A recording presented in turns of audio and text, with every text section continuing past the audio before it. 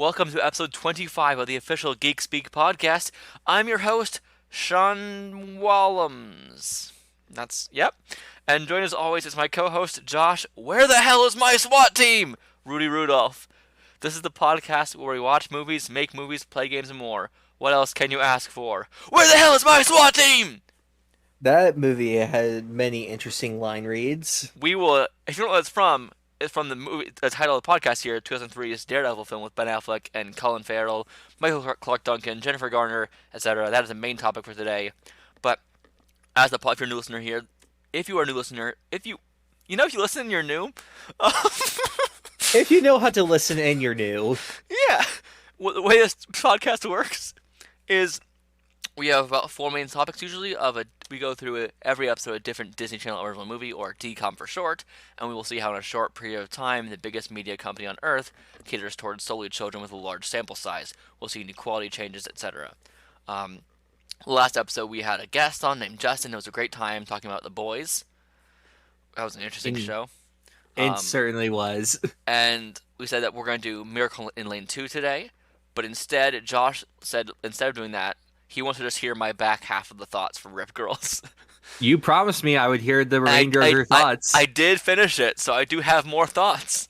Good. And then after the DCOM topic, we go into our week of news of not like politics and that kind of stuff. That's not as exciting as talking about superheroes.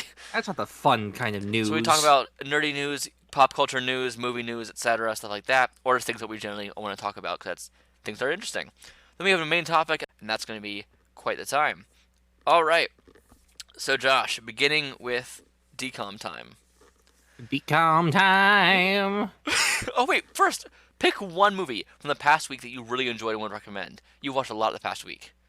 I have. Give me one moment. So from the Friday the 18th until this Friday, what is one movie? Ooh, that's a tough one. You watched like 7 movies? I have. I've watched a good amount. Look up the indie comedy Duel, Dual, starring Karen Gillan. It is a wonderful time. And that's all I will say on the movie. I don't know if it's on. I own it.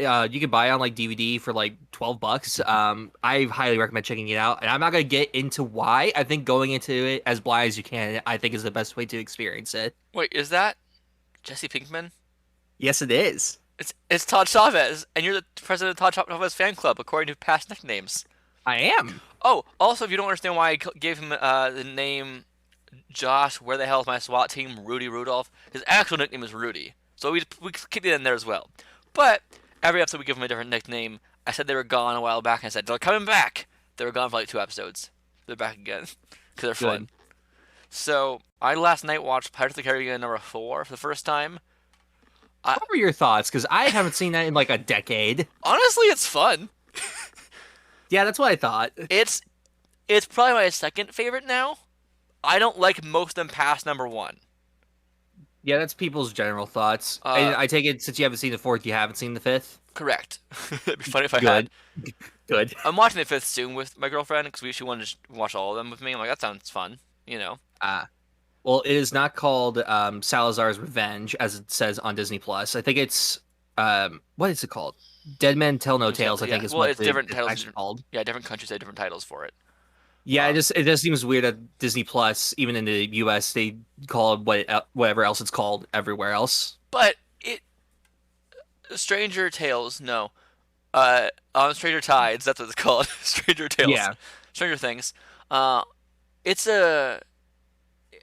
My biggest problem with it is honestly agency of women. In the past 3 films, everyone on screen had agency, had choice for the most part. They were actually characters. In this, there are 2 women in the film.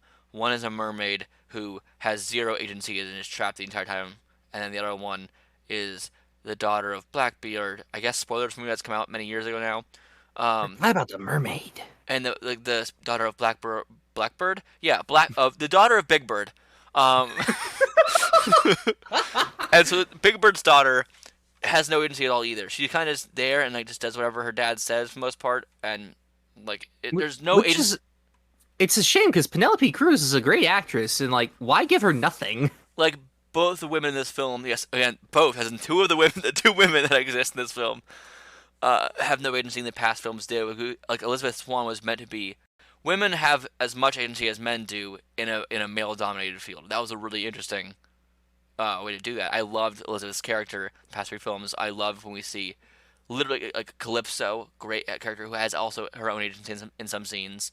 Like I'd like to have more of that. And like, oh, why do we shift from that? Well, you can definitely tell because it's from a different director. It's just like, you two have very different stances on certain things. Also, Ian McShane is so. I just kept hearing Tai Lung from Kung Fu Panda. He's got a great voice. Yeah, the last four movies I watched were Winnie the Pooh from 2011, and then I finished Rip Girls, and then it was Pirates of the Caribbean, and then Daredevil. You have watched a variety of quality of films. I have at least had fun most of those times. Also, I can guess which one you didn't all like. the Pirates films are too long. They're so long. The third one's almost like 3 hours. This one's 220. It's too long. I Anyway, think the fifth one is the shortest of them, but it's still over 2 hours. so Rip Girls was the manyth DCOM we've watched. The many. We've lost count at this point. I literally have a count on my letterbox. I have the all of them. I have the all of them, Josh. But that's no fun. The all of them. The olive branch? Oh, we've watched 17 now. 16 of them. Sorry, 16. We've watched You Lucky Dog, Bring Halloween Town, Xenon, Can of Worms, the 13th year, Halloween Town 2, Calabar's Revenge, and Cal and Marty are now together. That's fun. Johnny Tsunami, Smart House Genius, Don't Look Under the Bed. Also, it's called Smart House and Genius, not Smart House Genius. Don't Look Under the Bed, Horse Sense, Up, Up and Away, The Color of Friendship, Alley Cat Strike, Rip Girls, and next up is Miracle in Lane 2, which I'm guessing is bowling again. Irish bowling, of course. That's my guess. Irish bowling. We'll get to another Irish character soon today. It's not time for that yet. Rip Girls, I was right about the end, partially. I can't remember. What was it you predicted originally? That it was all going to kind of work out, pretty much. First off, that her dad would, like, talk to her about her mom a bit. She didn't really learn how to surf, though. That surprised me. Yeah, they made it both a big deal and also not a big deal. It was very weird. You brought up last episode, or 2 episodes ago, the Photoshop thing. Oh my god. It was nonsense. It's so nonsense. It's really dumb. Repairing photo, enhance photo, enhancing photo, That is enlarge not photo, how it works. enlarging photo, move photo onto my thing, moving photo onto the thing. I'll let like NCIS and CSI get away with that kind of stuff. I'm not gonna let a DCOM get away with it. I don't know why, but that's just where my brain's at right now. Well, earlier in the film, remember, they said, you're really good at the computer stuff. Remember, all she did was click get next on a slideshow, Josh? I mean, this movie is top tier. It's still my biggest nay so far, but not as egregiously as it was before. Like, watching the end of the movie helps a little bit. I hate her friends even more now. Yeah. What a contrived friend breakup and get back together thing. Wow. But the fact that it was her mom's idea. It was so weird. Oh, I guess the spoiler movie come out. Spoilers for a movie that came out 20 years ago, or For DCOM that you probably haven't watched or heard of. But Rip Girls, there's this thing about a resort that doesn't really matter, but it matters so much to these native people here. By native people, I mean people who are just locals. Sorry. And the locals of Hawaii are like, don't have a resort here, which is true. Do not build more resorts in Hawaii. That's destroying their land. It's really bad in our real world. In this film, though, she's like, I didn't. Don't tell me if you did or didn't. I didn't. Don't tell me if you did or didn't. I'm going to guilt trip you, though, for 10 minutes. Oh, okay. That's what the mom's like. And the mom of this friend was like, I'm going to convince my daughter to gaslight this girl. And try and fake friend her to persuade her to go on our side or something. What is happening? Why is there a haunted house scene? There are many questions I have that I got no answers for. Again, like I said before, this movie kind of starts out like it's a haunted house film, and I thought it was going to be like an A24 movie, and it was going to completely switch genres. Because Sadly, now. we've had that happen so far for DCOMs already, where things will just have complete genre switches. Yep. Don't Look in the Bed switched like 3 times. Okay. I don't have many more thoughts on Rip Girls besides, what did I watch? It's just... It's kind of boring. It's so boring. It's... Remember when we thought Horse Sense was the most boring? At least that had a story going on. I cared about douchebag in that enough. Oh, Yes, Miracle in Lane 2 is... Oh, it's a racing movie. Yes, I found out it's based on a true story. It's not Irish Bowling. He's in a wheelchair? Frankie Muniz is in a wheelchair. Oh, and his car is called Just in Time. Okay, I bet his name might be Justin, his character. That's my guess. Okay. We have news, Josh. First thing I'll talk about is we got set pictures and videos of Adam Scott on the set of Madam Web. Wow. And he's rumored to be playing Uncle Ben. Crazy. Have you seen his pictures yet, Josh? Do you want to? Yes. You have? Okay. It's fine. It's just Adam Scott with a beard walking on set. I hope that it's the whole plot is like all these different Spider Women are just trying to protect Ben Parker from not dying, so Peter Parker is born, which again doesn't make sense because Ben Parker is not his dad. No, I think they need to protect him to die at the right time. That's even funnier. You can't die yet. Keep saving him from near disasters constantly. If it's something related to that, that's honestly a fun idea. You have to inspire a hero soon, but not yet. You have say this specific phrase or one of these variations of this phrase. If you had a not choice, responsibility, you had an obligation to do good, your father believed. Oh. Look, I love Martin Sheen as Uncle Ben, but you could have just said with great power comes great responsibility. You didn't have to make a whole paragraph about it. What's funny is it's not even Uncle Ben's line from the comic. It was an unnamed just narrator in the comic. Yeah, and then it was because Ultimate Spider-Man gave Uncle Ben that. And then Sam Raimi took it, which isn't even based off Ultimate Spider-Man. But yeah, anyway, we got Uncle Ben photos maybe of man in rolled-up jeans, a flannel shirt, and a French tucked t-shirt that looks really dirty. But his hair is coiffed perfectly. Because it's Adam Scott. He's got wonderful hair. He's wearing Nikes. There's not much to it. It's a very late 90s, early 2000s kind of look. What if it takes place somehow in the Sam Raimi universe? Like, and they just twist time around even weirder? Look, DC is already a mess with its timeline. Let's not try to make Sony a mess with its timeline. Which we'll get to soon.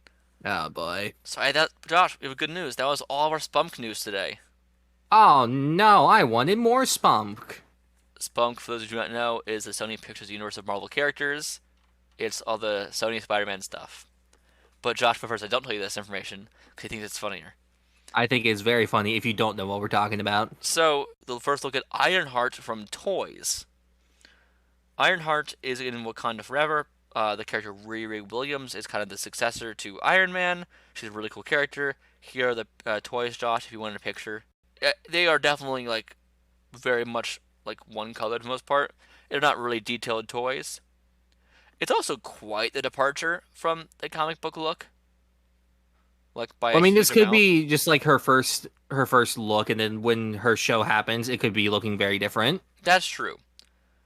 She might have, like, Iron Man had many different suit designs, so you never know. I loved her Mark 1 suit that we saw, like, pictures from. Looks really cool. It's big and bulky. Mm-hmm. It looks tangible and real, unlike just a mocap suit. Please don't make the suit green or animated.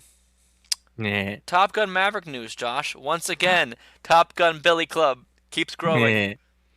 Top Gun Maverick has become the 6th highest grossing film of all time in the domestic box office in the United States, passing Avengers Infinity War. That is insane. Yay or nay? I'll give it a yay. Give us a nay. I think it's very good. I don't think it deserves to be that high, though. I don't know. It's good. Just let the dads and the old people go see movies. I've had so many people still come to the theater to see Top Gun, and I ask them, "Is this your first time seeing it?" They're like, "Yes, it is," which is just very surprising. Well, a lot of people they go to movies whenever they're free, and they try and find something that they can see, and they're like, oh, this is what we can see right now because it's what they might be interested in. So We know, like, they were very excited for the movie, and the movie came out at the end of May. It's almost the end of August. Wow, damn, that's crazy. Oh, yay or Indeed. nay on the Ironheart toys? First look. I'll give yay. I like toys, so yay. Something we didn't touch on last time because it came out the same day we recorded this, but we have Lord of the Rings news. Josh is unhappy by it. I am too. Oh, yes. So this news is about the new rights holder called Embracer is considering films of a. Let me restart the sentence. So the new Lord of the Rings rights holder, Embracer Group, is considering films following the adventures of Gandalf, Aragorn, Gollum, Galadriel, Éowyn, and others. Why? This is a terrible idea. Éowyn, first off, what are you going to follow? Her adventure was that she had no adventures in her life until that one moment on the battlefield. I am no man, kills the Witch King. Like, what? Huh? Gollum, his entire life is already laid out in the films. You know, money. Like his life from it's also going from Smeagol time, Smeagol and Deagle best friends beforehand. That's different. And the rest of the time, he's in a cave. For the most part, yeah. And Aragorn could be cool, just seeing a ranger out in the wilderness and doing cool stuff. Like his fall from being the heir to his rest of his life. I'd be fine with an Aragorn story. But Gandalf is an Aloran, which is a being beyond like light. Gandalf takes the form of an old man to try and look kind to humans and people of Middle Earth. He is an ancient being who's about 2,000 plus years old at this point, which is pretty old for most people. It's pretty old for Lord of the Rings time. Galadriel, I guess, can work, but I don't think Gandalf would work if you do his full, like, Aloran story. This isn't like Star Wars, where there was really kind of like this expanded universe that you could make more stuff out of. Because Lord of the Rings has very few things that they've made stuff out of. You have a few video games here and there. You don't really have any kind of expansion novels outside of what Tolkien was already making. And then you have the Hobbit trilogy. And that's about it for in terms of expansions. So, like, to do something like this, to me, is insanely stupid and something that not a single person has asked for, let alone Lord of the Rings fans. They have definitely not asked for this kind of stuff. I've read 3 of the 4 Lord of the Rings. I've read The Hobbit, Fellowship, and about half of 2 hours, I guess. It has to be done right, and this makes me nervous. For me, the way if you want to actually expand the world is to do something like the Rings of Power and actually set it back centuries ago and expand the world more. Don't give us movies like, here's how Gollum became Gollum or whatever that stupid crap is. Like, that's not what I want to see. Give me something that could take place centuries before or even afterwards. Do something completely different. I don't know. Try something new. Don't just be like, here's Aragorn doing Aragorn things. I actually would mind that one. That's the only one I would actually get behind, as Aragorn, like, being Strider, being a. Oh, you're feeding into them. Stop saying yes. They can hear every word you say. But like, it'd be so cool to just see like Aragorn becoming. Say yes to one. You say yes to all. Okay. Oh, oh no. Okay, moving on. Anyway, over 200 episodes of the Sesame Street Show classic were removed from HBO Max. HBO, Warner Brothers. I hope you can hear me closely. You done fucked up real bad right now. I may not have been the biggest Sesame Street watcher, but I know that this is the most asinine move you possibly could have made, and now everyone hates you, more so than they did before. So, I'm happy your stock prices have been falling and you only have enough money to release 2 movies this year. WB said, fuck them kids. We're not helping them learn things. Not anymore. Who needs to know what the letter Q means? It's sad, but also like this one isn't as huge of a deal. Some things to me because it's just like it's not like you're removing an original show. You can still find Sesame Street; it's still on TV. It's still the principle, though. Yeah. They've now said that nothing is safe. If you're going to remove something as beloved as Sesame Street, then oh boy, So nay. hard nay. You watched Sex Education, right? I have. You liked it? It's great. Dan Levy has been cast in Sex Education season 4. That makes me excited. He's fun. He was in that movie we watched, Happiest Season. Yeah, he's a funny actor. Yeah, yay. I don't watch the show, so I Yay. don't have any stake in this, but yay. Watch the British sex comedy. How hard is that to understand? Ferris Bueller has a day off, and he is spinning off. Whoa. He's spinning off into Sam and Victor, who were the people in the car in the movie. You know what? Out of all ideas you could have done, this one is completely unnecessary, but I think is the only one that could work. Yeah, so Sam and Victor in the movie Ferris Bueller's Day Off were two valet drivers. Yeah, when they went into the city, they parked their car in the garage, gave it to valet drivers, then they went on a joyride, and we only see them like one more time during the movie when they're driving it, and then they cut back, towards the end when they pick up their car. So like, what happens in between there, and why it's happening 30 years later? I don't know. Are you recasting them? I feel like you have to. They have to. De-age them 30 years. Dear God. That's a weird choice. It's Ferris Bueller is not a franchise. No. It shouldn't happen, but I guess out of all ideas you could have done, sure, why not? I'd rather take this than like, oh, it's Ferris Bueller's son doing what his dad did. Are those the only two options? That would be the only two options. You either get that spinoff or you get a terrible sequel with modern day Matthew Broderick just being like, oh, no, son, you can't do that. I was in The Lion King. Oh. It's in The Lion King. Nay. I'll give it a yay. Why? Do you Why play not? Days Gone? Have you played it before? So here's my experience with Days Gone. I bought that right as it came out. I paid full price for it. I played about 3 hours of it, and I was just like, I regret my decision.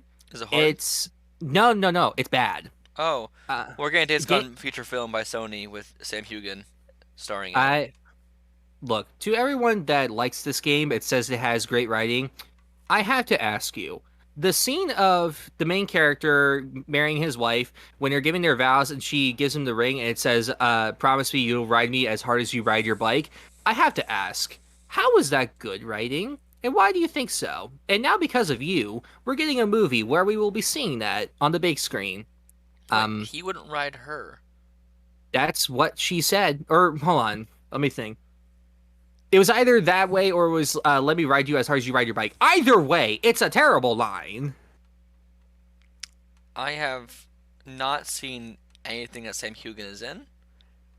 The Spy Who Dumped Me I heard about, but I haven't even heard of most of the stuff he's in. So The actor doesn't bother me. It's just he's it's in Bloodshot Oh, forgot about as that. Jimmy Dalton.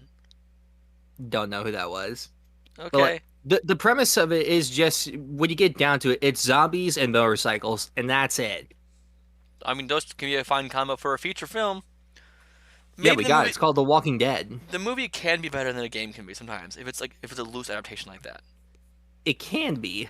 I want it to be because, dear God, that game is so boring. I'm and giving is it a badly yay written. because I want to give it a yay because I want to hear that line you're talking about in live action. There we go. I'm gonna give it a nay just to piss off the people that say it's a good game because But- it is not a But good game. Josh, here's I have other video game TV movie news. Oh, goody. The Last of Us teaser we got on about 30 seconds long on Twitter. We got this. It's coming to HBO Max. Or to HBO in general. We're getting the Last of Us show. I am so excited for it. Bella Ramsey's playing Ellie. We have Nico Parker as Sarah, Pedro Pascal as Joel, and Nick Offerman as Bill. I'm quite excited for this. Nick Offerman's got some long hair. He does. He looks just like the character from the game. And it looks like his actual hair, too. It doesn't look like a wig. So, Yep. Cool. The show has it's been a while since they first announced this and started making it, so I'm happy to finally see some footage from it. I've heard. I've heard like comparisons of line of like from the here and in the game. He has the same line. It sounds kind of similar to what his voice is. Yeah. But I think my favorite thing is that Pedro had said like I tried playing the game, I kept dying, so I stopped playing the game. And it was like someone that got like mad at it, and then someone replied, "It's just like he's the ultimate dad. He couldn't play the game, so he stopped trying." And Pedro was like, "Finally, someone understands me." He's like, you get it. Yeah, yay, looks cool. I give it very big yay. I give it yay to make Josh happy. Yay! We got our official poster for the new Spider-Man. we got an official poster for Spider-Man No Way Home, the more fun stuff version. Again, god awful poster. What is it with them making terrible posters? You didn't want to comment on me just having a complete like stroke? You're still talking. You're fine. Okay, cool. So yeah, the film releases September 2nd in theaters. It has 11 more minutes of footage, which actually is a lot of screen time. Genuinely. Yeah, so I'm curious what they'll have in it. But my question for this is, what does it change the canon? What happens? I don't think they're going to anything that's contradicting to the current movie. I don't think it's going to be a big deal. I think they know that fans know that this is just like a special thing that they're doing. It was like when they did the re-release for Far From Home with like the 3 minutes of extra footage or whatever it was. It didn't really do anything, so I don't think that this is going to be that big of a deal. But god damn it, Sony, make good posters for Spider-Man movies, please. It is weird seeing this poster and seeing Matt Murdock alongside Andrew, Toby, and Tom in the same poster, and it being real. Look, it could have been so cool, and yet they reused stuff from like the bad posters, put it into this one, just mushed everyone onto there. I'm just like, this is bad. I give nay to the poster, I give yay to the movie. Why? Hold on. Hold on. I'm trying to comprehend some good? stuff. Why is it that Flash and Betty are bigger in here than Norman is? This is what I'm saying. Why is J. Jonah Jameson bigger than Norman is? Sandman is inside. What is happening? Hold on. I'm really examining this poster now. We got. So it's kind of implying here that Electro's making the portal. That's interesting. The looks at all. I love how Peter 1 is looking confused to the right. Peter 2 and 3 are both like, I'm going to look at the camera. Tom just didn't understand what to do. I love it. Sounds about right. This is a bad poster. That's what I'm saying. It gives really, like, just mishmashed fan edit vibes. I'm not a fan. I've seen fan edits that are better than this. Oh, many. Nay. Like, how long do they work on them? Do they take, like, 10 minutes? Yes. I feel that's what it seems like. But Josh, guess what? What? A Community movie is a matter of when and not if, says Dan Harmon. 6 seasons in a movie? See, I didn't get far enough in the Community to get that joke. Oh, you didn't? No. I stopped during season 3 at some point. Season 3's good. I don't like how unrealistic the show became. At first, it felt like an actual could have happened show. That's what I love, the insanity of it. For me, it ruined the show. But I understand the appeal. It became not for me anymore. Yeah, I think season 4 is not bad. There are people that very much disagree with me on that. And then 5, when Dan Harmon came back, it got better. But who was it? Chevy Chase. Chevy, they replaced him fine with Jonathan Banks from Breaking Bad, Better Call Saul. He was a good addition. But then Don Glover left after like 6 episodes, and the vibe of the show just completely changed from then on out. Then in season 6, Yvette Nicole Brown, she left also, and by that point, it was just the vibes had completely changed, and this final season was just not good. Well, also, they're in community college. Why are they still there after like three or 4 seasons? They found reasons to keep them around, and a lot of them were actually pretty funny. Okay. I think the show is pretty much nonsense. The first 2 seasons I loved a lot. They're great.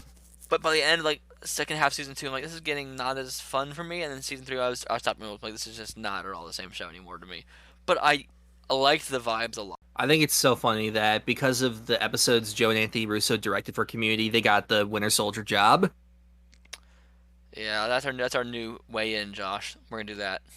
All right, sounds good to me. HBO Max also canceled more things.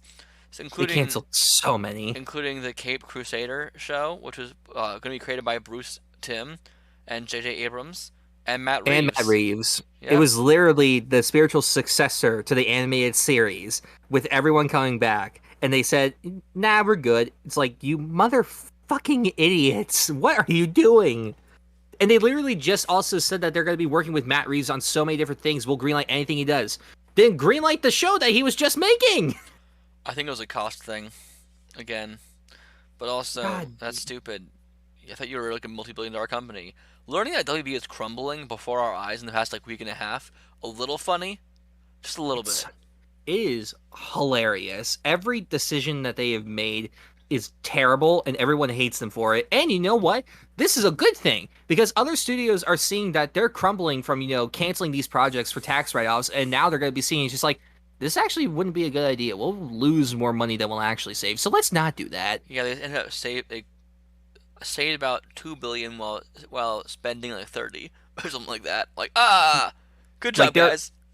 Their market cap, something like that, lost about $20 billion in value. Speaking of Cape Crusader, though, the Batman 2 with Matt Reeves is, while still not officially greenlit yet, Matt Reeves and Mattson Tomlin are officially starting writing the script for it. Yay. So, cool. Yay. Give me blimps in the sky. I don't get why they have them, but give me them. No, because now you can use them as search blimps for the Flood. Now we can actually have a reason for them. Yeah. All right. Yay. On to delays with WB. So delays? WB has... What's a WB episode again, apparently? They're reportedly delaying certain films to 2023 as they only have enough money, enough cash to release 2 major films this year left for the rest of the year. Don't Worry, Darling and Black Adam. And Don't Worry, Darling also had controversy outside of it because, like, Shia LaBeouf said he wasn't actually fired, as people said. He quit the film because there was 0 rehearsal time, and he brought emails, texts, and video receipts. And so people are now mad at Olivia Wilde for what happened, and you give no rehearsal time and replace him with Harry Styles, who's only acted in like 2 things before. Who you were also actively dating at the time, and still are. This is a weird situation. And I saw the clip of him like yelling at Florence Pugh. I'm like, that's a little rough. I'm not gonna judge his performance on that one clip. It's not great, but I think that he can do great. I think he can do good. In Dunkirk, he was good. So I'm gonna give him the benefit of the doubt. I think Marvel would not just give him a role they're playing and spinning off into more things without seeing him actually do good acting. Yeah. But I'm like, you give no rehearsal time. You lost Shia LaBeouf, who I don't think Shia LaBeouf is a good person either. He's had a lot of complicated life stuff, I know, but like 4 or 5 years ago, there was some wild stuff that happened with Shia LaBeouf. Yeah. The whole bag thing. I am not here. Yeah, that's oh boy. But I don't even think Don't Worry, Darling is gonna do that well at the box office. Like, despite the cast and Olivia Wilde directing it, I don't think it's gonna do that well. Really? I only hear like everyone excited for it. Well, online, like the film people and stuff like that will go see it, but then like it's still an R-rated, quote unquote artsy horror movie. I put that in quotes very loosely. But the fact that they delayed Shazam even more and Aquaman even more for Black Adam and Don't Worry, Darling, and they delayed Flash even more potentially. So for Aquaman, which was supposed to come out this year, had a Michael Keaton cameo, but the Flash got delayed and people were confused by the cameo. So then they reversed it, and now Ben Affleck is Batman. But now Aquaman has been pushed back past the Flash, and so now who is it now? People are still going to be very confused. It's Ben going forward, it looks like. Either way, still, it's a clusterfuck. And now, especially with Shazam getting pushed back again to 2023, now they have no choice in recasting the kids at this point. Nay. I'll give it a nay. I don't think either are going to do that well. I really don't think Black Adam is going to be that big of a success. He's not Egyptian. And I don't think that's the problem with general audiences, but I understand that. He also doesn't have the pointy ears of the Widow's Peak hair, Josh. Now that's what's going to piss people off. It makes me up. It pisses me off. Words don't need to be working today. Dan Lin is in talks to take over as DC chief and oversee future films and TV projects. Look, as long as he'll do what Feige has done and actually plan shit out, I'm fine with it. He has previously produced the It movies, the Lego movie, and Netflix's live-action Avatar: The Last Airbender series that's not seen yet. But he also So he did Lego has work Batman. doing good things. He also has done the Lego Batman movie. Oh, good. So he knows DC well. He also understands the core of the characters. Then that movie gets the core of who a lot of those characters were, while being frivolous and silly, of course. Yes. Oh, it's a very fun movie. Yay! But maybe have a plan now. Maybe an actual plan. But I really just want it. Okay, just scrap what has happened so far. Say it's all done. Take a break for a few years and say we're restarting. Please, At this for the point, love of God. it's what's needed, right? It's desperately needed at this point. Everyone attached. Like, no more. As our guest said last episode, cut it. Cut it all. Cut it. Don't tie it into the Batman universe. Don't tie it into DC. Don't no, tie it into no, the Snyderverse. The Batman should be the first one. I still stand by that. The Batman should be their Iron Man 1. I think the Batman needs to be its own universe. Don't give us other characters. Let Batman just be Batman. I've missed this kind of stuff. It gets too convoluted and too confusing, especially with DC. I don't trust them at this point. Batman isn't Batman without Robin at this point to me. You can put Robin in. You can put other Batman characters in it. I just don't want the DC universe extended in it. But then he can't grow into the full person he is in the comic with the Justice League around him. I don't care. He would fuck it up so badly. Fair enough. I'm giving this. I don't know. I'm giving it an I don't know yay. Yeah, same. No, I'm giving it a nay because they put it on the list of the source. They said the Avatar show, which isn't out yet. That's the only reason why. Danny DeVito news. The DeVito. Danny DeVito on CordyComicBook.com. He's lobbying to appear in Disney's live-action Hercules film, because he played Philoctetes in the animated film, and yeah. So would he be in makeup or would he be voicing a CGI character? Because I feel like that's how they would do it. So, what happened was he was on Wired's autocomplete interview thing. Mm-hmm. The thing that came up was, will Danny DeVito be in the live-action Hercules? And he responded saying, I am the live-action Hercules. What are you talking about? Philoctetes? If they don't put me in that, they don't have a hair on their ass. I love Danny DeVito so much. So, he is Hercules, right? Totally. Of course. God, that'd be interesting. And the Russo brothers have said they've taken a lot of care and time with this while trying to work on this film. Because the Russos are producing this film. Okay. Yay. He's fun. I'm giving it a nay because I hate these live action movies and I want them to stop, but I will give it a yay if he is in it. No, Hercules I think can work because you can still be different enough while having fun with it. You can dive more into the Greek stuff. We saw what happened with Aladdin. Yam jams!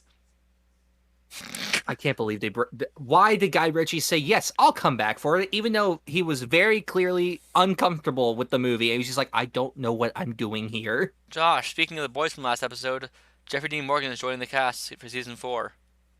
Neat! Yay? I'll give it a yay. Moving on. And I've actually watched the boys, so I can comment on this news. Crazy. Fantastic Four news, maybe. Matt Shakman might be directing. He's rumored to direct the movie. He directed some of WandaVision as well. What is it he's working on now? WandaVision. No, I'm kidding. He directed WandaVision. He did other things. Star Trek. That's what it was that was announced. I'm giving it a nay for a petty reason that it's not you or me directing it, Josh. Ah, damn it. You're right. I guess I gotta give it a nay then. So, final news piece before we go into the main topic is about She-Hulk Episode 2. It came out. We watched it. We did. It was fun. I liked it. How many episodes is this show supposed to be? I don't know. Let's not look it up. Let's just let it pass by us. Too late. Oh. Don't tell me. Don't tell me. I haven't gotten to it yet. I just don't want it to be 6 episodes because the 30-minute length works, but not for 6 episodes. Oh, this episode felt way too short to me. Oh, that's not as many episodes as I think it should be. Is it 6? It's 9. That's how much I thought it would be. I think it needs to. If you're going to do 30-minute episodes, at least do 13 episodes. It's feeling more like these shows are starting to feel more like shows, but they're still having trouble understanding how that works. There's a continuity issue though in this movie, with Shang-Chi. that I sent you on Yes. Twitter. And I'm not even gonna get into it. It's not the biggest thing, but it It's still definitely confusing. needs to be addressed. Yeah, because episode 1, it was fine with it. It made sense so far. And then episode 2, like, oh, you made a glaring problem now. Yeah, that was very clearly an example of they had already filmed Shang-Chi and then they filmed She-Hulk and didn't really think about it. Because, like, they talk about with Feige with these post-credit scenes, it's just like, he's like, we might do something with it later. Don't know exactly what, but who knows? There's a reference to Wolverine. And I love that it also addresses Eternals with the Which has been big man addressed in the ocean. already in the universe like 3 times now. That's? This is at least the second time, maybe not the third. But What was the other times? in the movie Eternals, legitimately, at the end, they have a newscast. They did? Yes! I need to rewatch it. Like, the whole point is the public knows it's there, but, like, what are you going to do? It's a giant rock. Moving on. Like, if it's not doing anything, why would people keep mentioning it all the time? It's like, well, it isn't moving, so I guess we're fine. No, but, like, Jenny, what do you want people to say? Every new project? Remember Eternals? That thing that happened? Like, there are so many things in this world that I want a comedy series about NASA scientists just seeing all the weird shit that's happening and losing their minds trying to figure out, okay, how do we explain this to the people? also, in Eternals, they called it a new rock formation, which is like, that's fine. It looks like a person, though. Right. But, like, what do you want it to be? It's still literally made of stone. Okay, granted, in this world, so much weird shit has happened in the past, like, 2 decades. I think people are just like, oh, that's happening now? Well, I'm still alive, so I guess we're fine. Also, She-Hulk Ep 2 makes a confusing thing about Abomination going to the Shang-Chi fighting ring. It made it make no sense to me, kind of. I thought, like, he'd been going there already with Wong. Yeah, that is a bit weird. So I hope the next episode addresses that, and It I hope probably that will. I hope that he'll be like, yeah, I was kind of lying. Because the Prison Break thing, it feels like it's not really a Prison Break, because Wong had been talking to him. They've been hanging out, looked like, before Yeah, that like point. they very clearly already had a rapport going between the two of them, and Wong knew to, like, take him back. I don't know what's happening. I don't know, but Wong is going to be in the show, so maybe that'll be our explanation. I did really laugh at the whole dinner scene a lot. The family dinner. Overall, yay so far. Yeah, I give it yay. So we watched a movie today, Josh. We did? Daredevil. Oh, the blind boy. 2003's Daredevil. Oh, not the fun blind boy, though. Hard yay. So much fun. I've heard so many things about this movie over the years. I've heard, it's just bad, like it ruined Affleck's career and all this stuff. But I think back then, seeing it, it's just like I can understand why people are like, this is just the worst. But now I'm just like, this is so much fun. This is wonderful. This is like watching Batman Forever, or Batman and Robin now, or even the '66 Batman movie. It's just fun to watch. Yeah, but what's different about this compared to those is those knew that they were being silly and fun, and that was their goal. This was trying to be so hard and so edgy that it became comical. So what do you think the story is in this movie, Josh? Oh, that's a wonderful question. I think there is no story. Is boy goes blind, boy learns to do acrobats because of his blindness. He also learns how to fight because of his blindness. Then he says, I'm going to be Red Boy now. And he leaps through the air and says, fuck gravity. And he punches some people, decapitates some people in half with trains. And he just has a fun time. He is very murderous in this movie. Okay, answer me this question, because I don't know the answer. Does Daredevil murder in the comics? Yes. Okay, that helps settle my brain, because I'm so used to Netflix Daredevil not murdering. It's not... It depends on the writer, first off.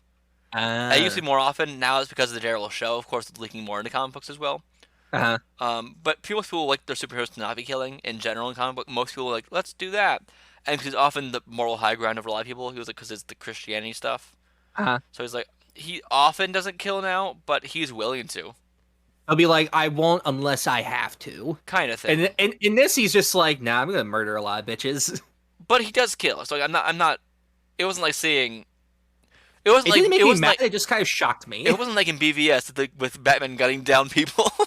That's a very different story. Daredevil. Also, we both like BVS, but that's a whole different thing as well. So this movie, we got Jennifer Garner as the very, very white Greek Elektra. She does not look like her name is Elektra at all, by the look of her. No, she looks like her name is Susan. Or Jennifer. I guess this is still my favorite Daredevil suit. It always has been. I love this suit. I hate it. Really? I hate the popped collar. I hate how leathery it is. God, I hate that mask. Like, leather was what you did for superhero suits at the time. At the time, yes, but now I'm just like, Blade, at least something X-Men, that feels a bit more. Daredevil. Okay, Blade, it was just his jacket. I allow it for jackets. X-Men. X-Men, I don't get what they were up. How do you move when you have tight leather all around you? What would you prefer? Yellow spandex? Yes, I would, Scott. Yes, I would. I could move then. Yeah, like and that was what kind of drove me insane with his suit in this. He is like the most acrobatic man you could ever see doing acrobats, and he's in this full leather suit. How is he doing that? The CGI of jumping around in this, of him leaping across the street from building to building. He can leap like he's not like he's a superhero with superpowers. I think my favorite. Go on. Like, the powers of his blindness somehow made him not just have supersonic hearing, but it made him leap well. So my favorite line in this whole thing is probably still the line I put in the beginning of, "Where the hell is my damn SWAT team?" The way it's delivered is like dead quiet, and then, oh my god. So many lines. Actually, Foggy, Jon Favreau in this, every line he has says is fantastic. Oh, Jon Favreau. Jon Favreau is never a problem. Nah. I like Stan Lee, the small that was a fun cameo. Young Matty Murdock punching the punching bag like a flash so fast, and it just being CGI'd in. His whole origin story at the beginning was so boring and so cliche that it seemed like it was making fun of hate it. Superhero origins. Like, if I watched this, 2003, I was like 4 years old. But if I watched this at 10 years old, I would have fun with this still. I probably would have had fun with it, but I would have also been like, it's not Spider-Man, it's eh. No, I think it is similar to Spider-Man 3 in the camp style, though. The difference is, Spider-Man 3 knew it was being campy, this one does not. Yeah, it's... Let's talk about the most perfect casting ever, though. Michael Clark Duncan, rest his soul. Oh my god. Fisk. For as little as he is in this movie, which is surprisingly little, he is great. And I think the biggest miscast in this is Colin Farrell, who's clearly on crack or meth or something. What do you mean? He was the best part of the movie. Okay. His Irish accent, too. Is having his native Irish accent. Every time he puts on his coat, it makes a rattlesnake noise. There's just so many things about his character that is to the 10th degree of insanity. So it was wonderful. I guess spoilers for a 20-year-old movie? Should we just have blanket spoilers in this thing? I don't think people really care. It's Daredevil. Okay, also, if any spoilers here, you should have known, because it's just core to the character stuff. There's nothing that is unique to this movie, really. If you watch a Daredevil show, you know it's in this movie already. The same stuff gets rehashed, but better in the show. Right? Yeah. Yeah. So, so many things. I like that they... While it's, Bullseye's costume is very different from the comics of not being in black and white spandex. He literally asks Kingpin for a costume, and he doesn't have one at the end. Correct! That's what he asked, the one thing he wants. I was excited to see a costume when he said that. But what happened... In the comics, he has the spandex. The difference here, I like one thing, of giving him the long jacket gives him a different silhouette when fighting. That's the idea. Because often, one of the biggest problems with the end fight in Black Panther, for instance, is they have the exact same silhouette. And Bullseye often has the exact same silhouette as Daredevil because it's a very, very similar outfit. Or like in the Daredevil show, it is the exact same outfit at some points. So I like that they gave him the weird leather jacket stuff because it's a fun, unique way to do, hey, we're showing so it's easy to tell who is who when fighting. That's fine. He kept saying, I can't miss. I never miss. Oh no, I missed! Like, he was... His only character trait was that he can't miss, and he's Irish! The first time he misses, he was just like... He was heartbroken. He was destroyed! And he didn't even technically miss. He got... The other person dodged the thing. Yeah. What... I think his introduction, he's in Ireland, he is in a bar. There's a song playing that is literally just saying, like, I am an Irishman. I don't know what the song is called, but just listen to the lyrics of it. It's the most... insane thing ever. I love it. Similarly, the first time we see Wilson Fisk, before we even hear Fisk is bad, we have the song playing that says, I am an outlaw. This movie was not subtle with its music at all. Including the song Wake Me Up. Wake me up inside. playing when Elektra was doing a montage training as sandbags fell from the ceiling that she cut up with her size. Okay, I want to know, what are the architects like in New York City? Who's being hired? Because Elektra, she had to pay someone to, dangle bags of sand from the roof that could, drop whenever she needed them to. And who built Matt's evil lair / apartment, like, that's opened by 3 spin dial safes, that has like a giant water coffin for him to sleep in, that has motion detecting closets for him to walk into, just so many things that a blind lawyer wouldn't need. Who did he pay? This movie is edited like a music video. Yes. The entire time. Wait, hold on. Who directed this? It's Mark Steven Johnson. So far, Mark Steven Johnson has done... Oh. He wrote Christopher Robin? His career is weird. He's written a lot. He's done more rom-coms now than anything. But after this, he made Ghost Rider. Yes, he did. He produced a few things. He produced the Elektra movie as an executive producer on that, which God, that was confused me because it's a direct spin-off of this in the same universe. So I'm wondering what point in time, because Elektra, spoiler alert, gets killed, gets fridged. It's honestly kind of funny how fast it happens, because you think like she's on all It's the her posters first and everything. fight! It's her literal first fight. She goes to fight Daredevil because she thinks that he killed her dad, and then after she finds out, like, oh wait, you're the guy that I slept with one time and I'm instantly in love with, and then Bullseye just shows up, catches her thing, which he throws at him, and then for some reason she's just like, oh, he caught it, I can catch it too, and then stabs her hand. What did you think was gonna happen? Oh, okay, so Elektra movie. After surviving a near-death experience, so that was what happened, she didn't actually die. She becomes an assassin for hire and tries to protect her 2 latest targets, a single father and his young daughter, from a group of supernatural assassins. Interesting. There's also a man with a wolf tattoo in the movie whose wolf comes out of his chest. Oh no. And there's a man with an eagle tattoo whose eagle comes out of his chest. Interesting. It's got... Wait, Terrence Stamp's in that? What? Who? He's done a lot of rom-com stuff and other stuff that I know him from. But anyway, he's also in Smallville as Jor-El. Okay, so let's talk about this movie more, because there's a lot to say. I actually really like the Braille opening. That was really cool. I thought that was neat. It very clearly they were inspired by Sam Raimi's first Spider-Man movie, but I like the Braille for that. Also, it's a very short movie. It's like an hour and 40 minutes. It feels like there's a lot missing. Uh-huh. Like, their first meeting is, I'm gonna fight you at a playground, and then the kids cheer along. It's just like, okay, in context By of their that first, scene, I mean, that was Matt Murdock and Elektra. Go on.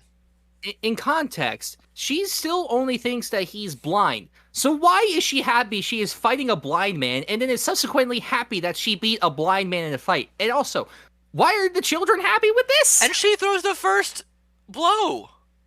It's just like, again, you do know that the man is blind.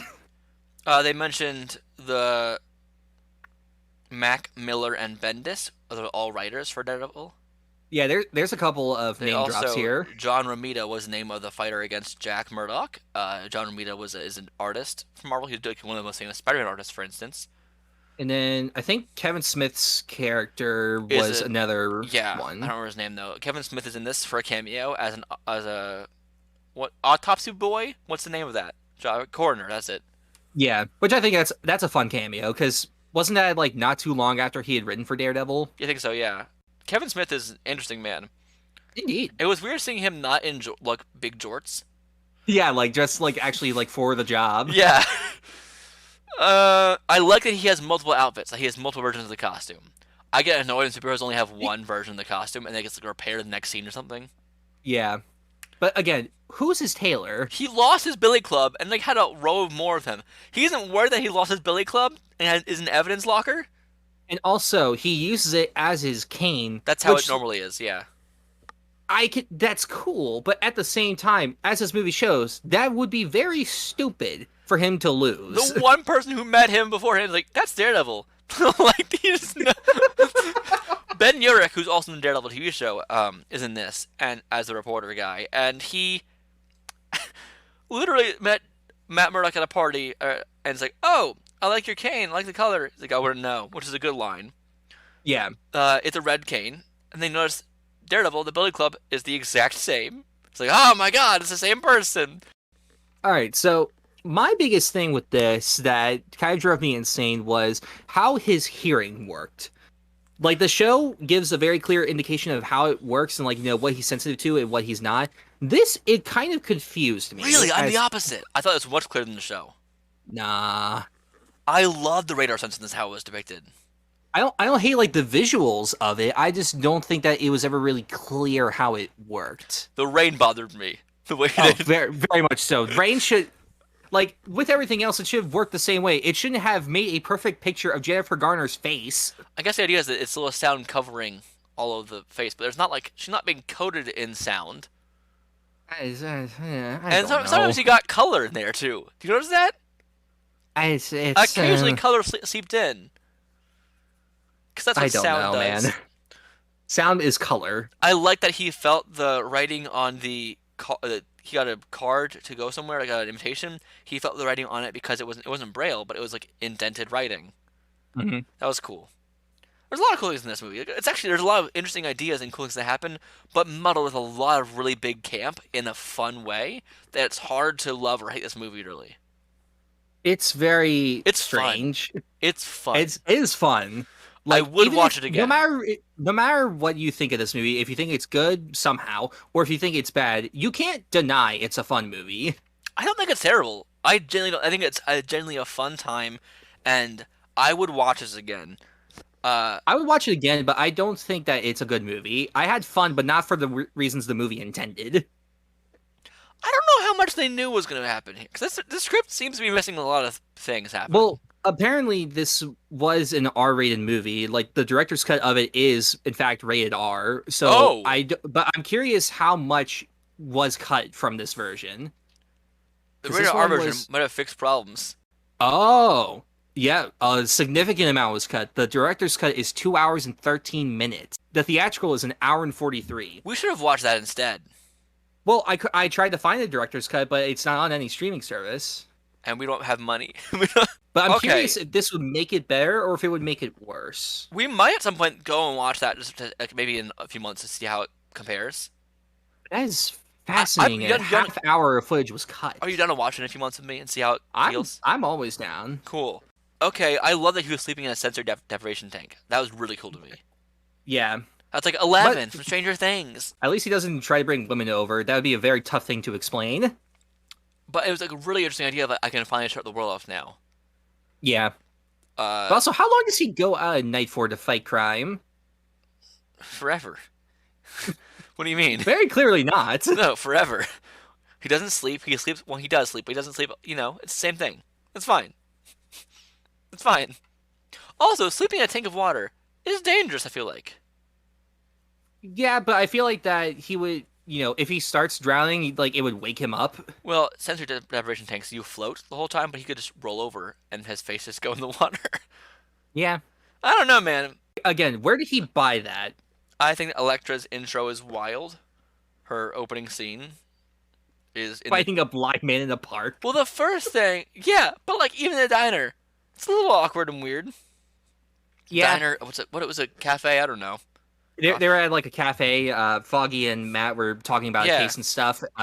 For Foggy, for some reason, was just like, I'm gonna be dick to Matt and put mustard in his and gave him mustard instead of honey. And then like he Matt switched it, which I thought was pretty funny. Yeah, well, I think they probably just like mess with each other a lot.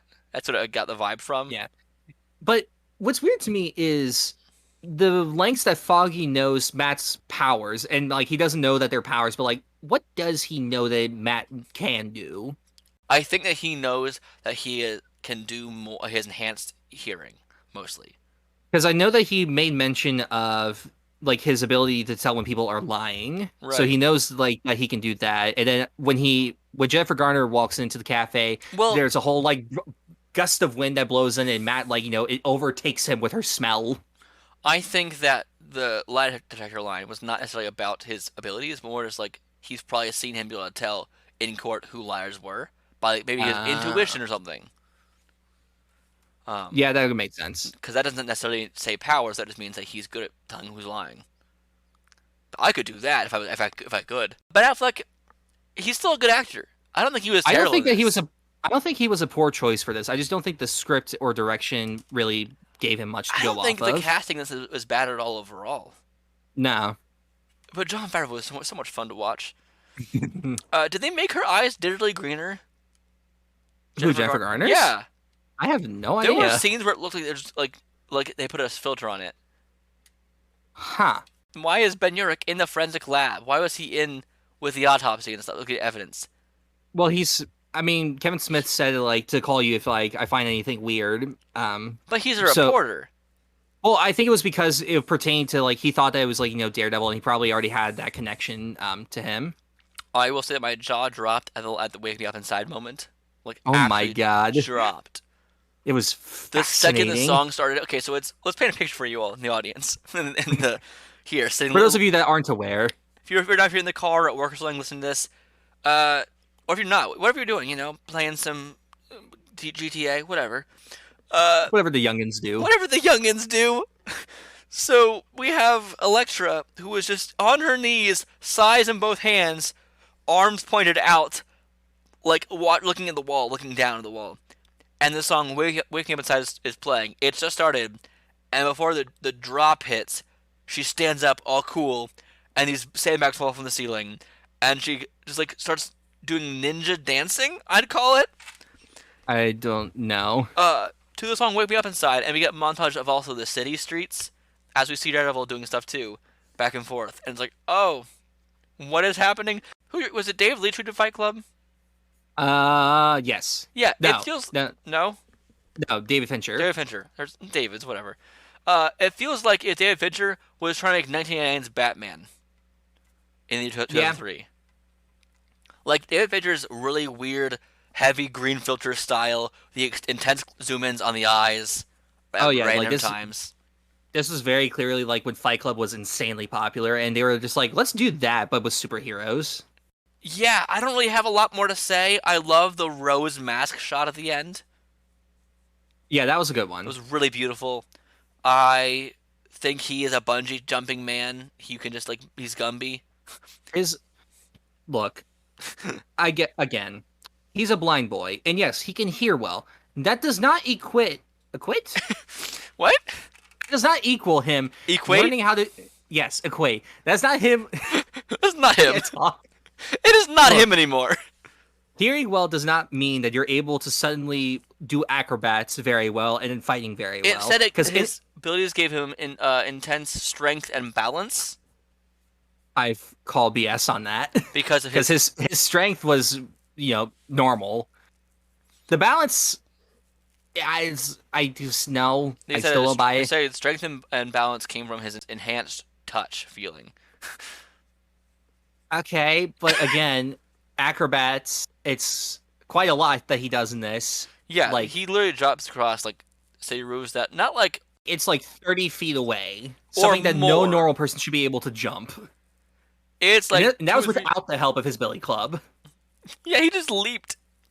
There's the first thing that we see him do when he's in the suit. He leaps off a skyscraper, swan dives down onto one of those fire escape. I don't know what they're.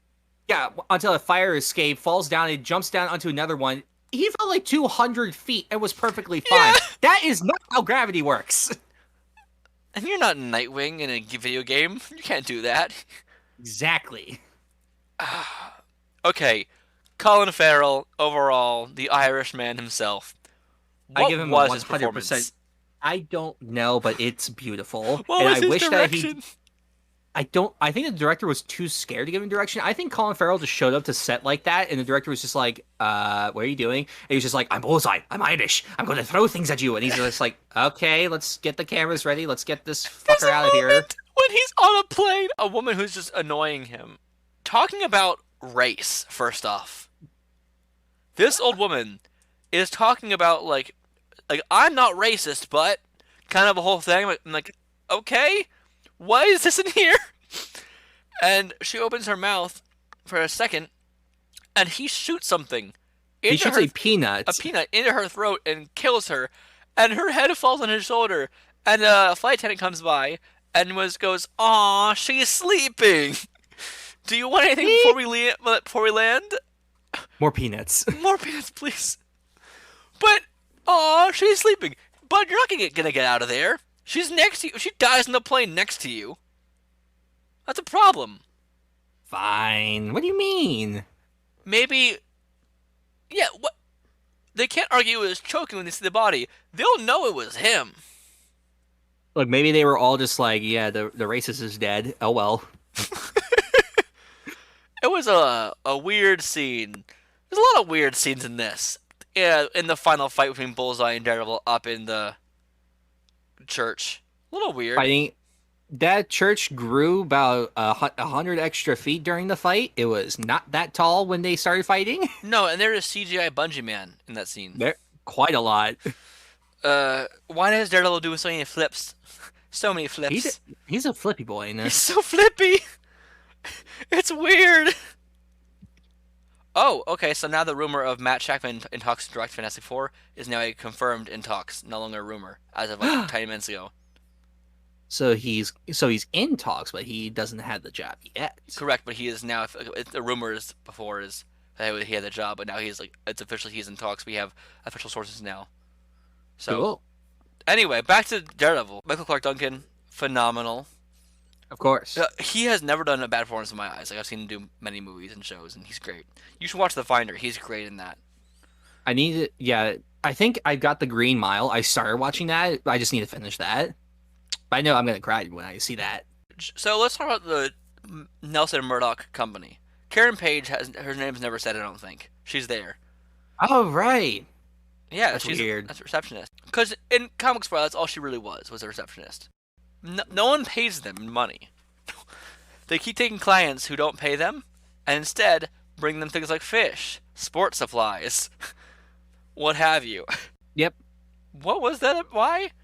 I don't know. How do they have rent? How do they pay an employee? I don't know. It's again, if they're not getting clients, where did Matt pay for his evil lair? Where did anyone pay for anything? They go out to eat a lot. Yeah, and they talk about taking a lot of pro bono cases. So what? I don't know. It's a little confusing, right? I mean, just a wee bit. Who knows? Maybe he's a good thief. Elektra's rich. She was, and then she was dead. Or maybe not, because there's a sequel. Whoa, a sequel, Sort of sequel. I might not watch. We should watch Elektra at some point. Yeah, I guess. After we see the full version of this. Look, after rewatching, I think I rewatched season 2 of Daredevil like in the past couple of months. It is fascinating seeing something like this. Well, also the reason we brought this show up in this movie up. The reason we watched this movie in the first place is because Matt Murdock is going to come on the She-Hulk show soon. And again, another kind of new interpretation for the MCU. And I'm very curious to see how it all comes together. So we got, in honor of that, coming soon, probably next week I'm guessing, or the week after that, who knows, we have this movie. And I am very interested to see what was cut out. Yes, me too. I think because when you watch the theatrical cut, you can very clearly tell it's just like stuff is missing, but I don't know what's missing. It's similar to the BVS with it's literally like the about the same amount of runtime that got cut. So I'm curious if the story will make more sense. No, not if the story will make more sense. If there is a story, because they have this rivalry between Kingpin and Matt in this movie that doesn't actually exist until the last scene. Where it's kind of funny. I do it's like Kingpin kills his dad in the beginning, and then it's just not really there for the rest of it.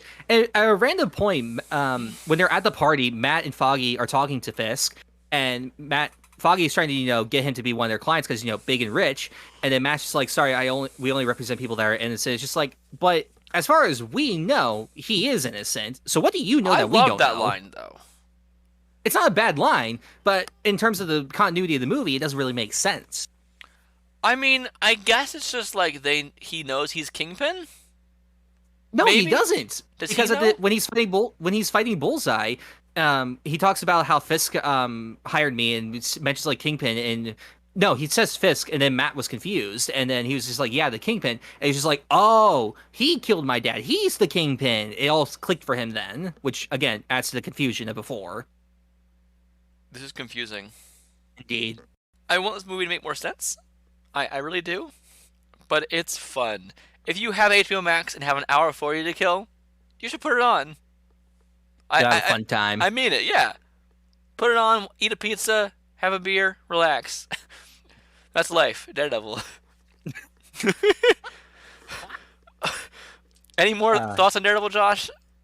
I want Affleck to show up in Secret Wars as this version of Daredevil, but And done Batman. well. And Batman. And Batman. But 'cause I was reading trivia about it, and like apparently he was very excited for this. He read like as many Daredevil comics as he could beforehand. He Yeah. loved the character, which sucks that this is what happened Do you to know the movie. why he took the role? Specifically, Yes. no. It's because he thought it's the closest he could ever get to playing Batman. Ah, And then he played Batman numerous times. But that's our episode, Josh. You can email us in the. Yep. Hold on. email us specifically in the podcast as you're listening. You had to hack into the podcast and email us in that way. Our username and password is. No, I'm kidding. So you can email the podcast at podgeekspeak@gmail.com or tweet at us at #GeekSpeakPod or at GeekSpeakPod on Twitter. Josh, where can people find you online? So I'm on places on the internet, YouTube at Josh Rudolph, do daily movie reviews, fun stuff like that. Instagram, J_Rudy28, Twitter, J_Rudy16, TikTok at Rudy_the Film Nerd. You can find me on TikTok at That Nerd in Theater, Instagram at That Nerd in Theater, and Twitter at The Theater Nerd. Thank you all so much for listening. Please email us in with your funny things to say.